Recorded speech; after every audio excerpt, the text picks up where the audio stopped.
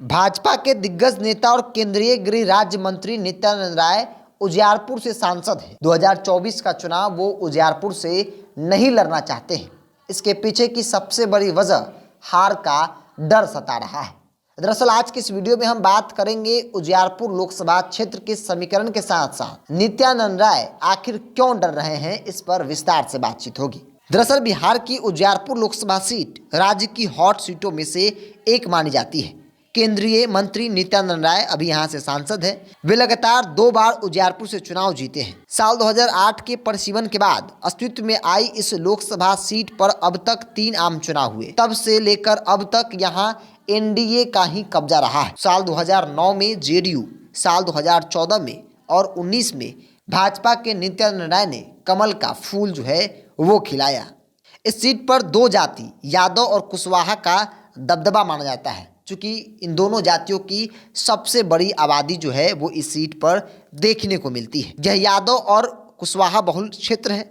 दोनों ही जाति के वोटर्स किसी भी पार्टी की जीत और हार में अपनी बड़ी भूमिका निभाते हैं।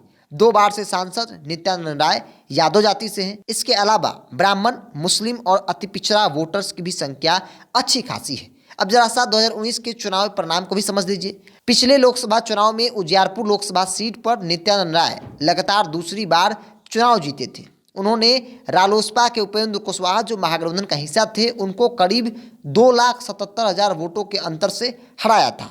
वहीं सीपीएम उम्मीदवार अजय कुमार महज 27,000 वोट हासिल कर पाए थे और तीसरे नंबर पर रह गए थे। अब जरा सा 2014 के परिणाम को समझ लीजिए। लोकसभा चुनाव 2014 में मोदी लहर के दौरान नित्यानंद राय ने उजियारपुर में बीजेपी की जीत का डंका बजाया था। उन्होंने आरजेडी के आलोक कुमार मेहता को महज 60,000 वोटों से हराया था। इस चुनाव में जेडीयू के प्रत्याशी तीसरे नंबर पर रही, जो कि उस वक्त सांसद भी वहां से हुआ करती थी।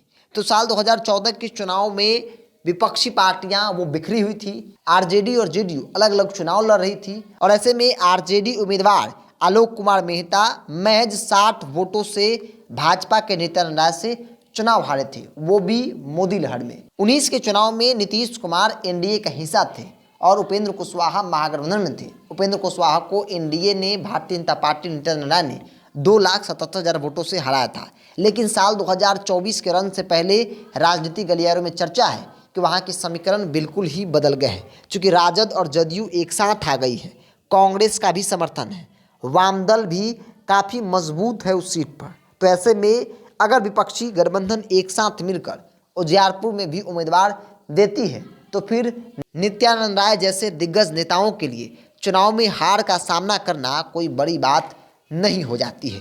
और इस बात को बखूबी नित्यानंद राय भी समझ रहे हैं कि नीतीश कुमार लालू यादव का समीकरण एक हो गया है। तो ऐसे में उजियारपुर लोकसभा सीट पर काफ़ी ज़्यादा प्रभाव जो है वो डाल सकता है। चूँकि जातीय समीकरण के हिसाब से यादवों की सबसे बड़ी आबादी है, कुशवाहा की भी अच्छी खासी संख्या है। इसके अलावा अति पिछड़ा वोट भी निर्णायक भूमिका में देखे जाते हैं। मुसलमानों की आबादी है, दलितों की आबादी है और इन तमाम वोट बैंक को अगर आप एकजुट करेंगे तो ये इंडिया गठबंधन महागठबंधन के पक्ष में दिख रहा है। अगर यादव, अति पिछड़ा और कुशवाहा वोट बैंक में नीतीश कुमार अगर 10% भी सेंधमारी कर पाते हैं तो फिर इंडिया गठबंधन के लिए उजियारपुर का लोकसभा चुनाव काफ़ी आसान हो जाता है। और इस बात को बखूबी नित्यानंद राय भी समझ रहे, इसीलिए वो लगातार प्रयास भी कर रहे हैं ताकि पार्टी जो है उन्हें उजियारपुर से नहीं बल्कि दूसरे लोकसभा क्षेत्र से चुनावी मैदान में उतारे।